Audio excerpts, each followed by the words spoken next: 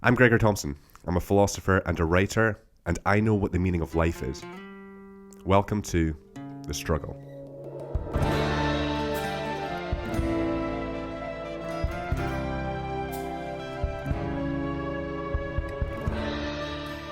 This episode is brought to you by The Struggle newsletter. This is a weekly email newsletter in which I send out every Sunday for free a short article concerning the art of embracing struggle. If you're struggling to be more productive, to be healthy, to achieve your dreams, perhaps you're chasing the wrong thing. A lot of us believe that we should be aiming for happiness, but this is an unwise pursuit, as happiness comes and goes without any control from us. However, there is a way to be more fulfilled with life, and that is to embrace productive struggles, to exercise, to eat healthy, to have uncomfortable conversations, to take career risks, to discover who you are, and to be autonomous. That's why I created a newsletter. Along with the article, I also provide tips, strategies, and recommendations such as movies, music, podcasts, and recipes to help along the way. To sign up completely for free, go to gregorthompson.com, the link will be in the show notes, confirm your subscription, and make sure you check your spam folder for your welcome newsletter, and add me to your contacts to continue to receive it in your inbox for free. And that's it. You're on your way to struggling more and being more productive, healthy, and motivated. Now, let's get on with the struggle. This is episode 29 of The Struggle with me, Gregor Thompson. And this week, I'm going to speak about love. I wrote a newsletter back in September 2022 about this subject, and my partner and I had just celebrated our 2-year anniversary, which will be 4 years this September. So I've decided to revisit the subject of love and relationships. Love is an interesting topic, especially when speaking of struggle, as we're led to believe by countless movies, TV shows, books, and narratives that when you find the one, love becomes easy, and love becomes a paradise. Unfortunately, the most realistic parts of these stories are the parts in the middle, the disruption to the equilibrium, when work must be done to maintain the relationship. An argument ensues, someone moves away, priorities change. This is the reason why so many of us love romantic movies. If it was simply two people meet, fall in love, and live happily ever after, we'd be bored. And there's a very good, deep reason for this. We know it's not realistic for love to have no issues, because it just doesn't happen. The act of simply falling in love does not negate you from struggling forward to keep love present. Love is work. But this needn't be depressing. Love needn't be a chore. If love was easy, it would, like everything else, have no meaning. Any activity that does not require struggle or work has little to no meaning, and love is no different. The work makes it all worthwhile. Think of the definition of struggle: to make efforts to break free from restriction. And so, to put that in the context of love, to struggle in love is to consistently acknowledge where you are restricted personally and individually, and where you are restricted as a couple, and working together to break free from those restrictions continually.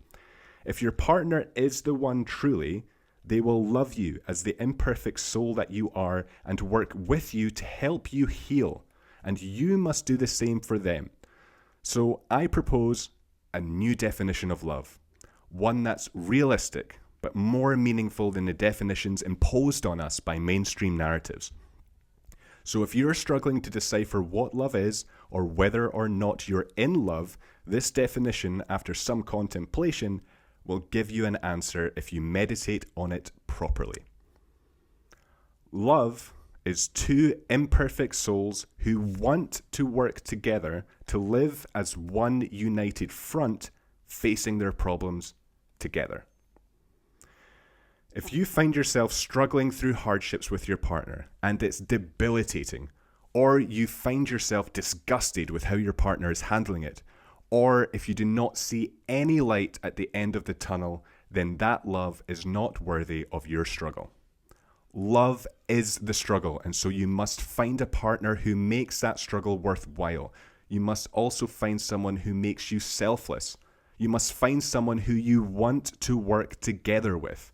Someone who you see as imperfect, but who you truly love, and someone who sees you as imperfect, who sees your vulnerabilities and weaknesses, and who truly loves you. True love is selfless. It's putting someone else's needs before your own and actually wanting to do that. This does not mean that you have to be a pushover, just that you consider your partner significantly, and if they do the same, you can both move forward valiantly. However, if one gives significantly more than the other, then there will be chaos. It is a give and take when necessary.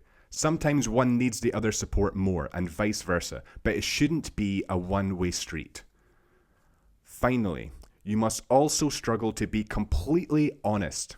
Otherwise, problems that have arisen from dishonesty now will explode later. If you find yourself telling your partner something other than the truth, whatever form that takes, consider why this is, but know that lying for love is definitely not the answer. So, to sum up, find an imperfect soul that you want to work with, that you want to unite with, that you want to truly love. The answer lies in the struggle. So keep on struggling.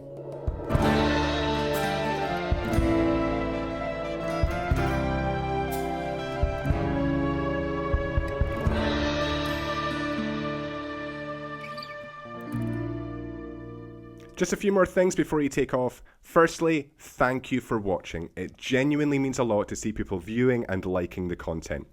Second, if you're enjoying the content, please subscribe. It's the best way you can support the podcast. As you can probably tell, I don't have a lot of fancy equipment and I don't have a team behind me helping with recording and editing the podcast. So any support from you is greatly appreciated and it will help the podcast grow. You can also stay up to date with everything I'm doing on social media. All of the links will be in the show notes.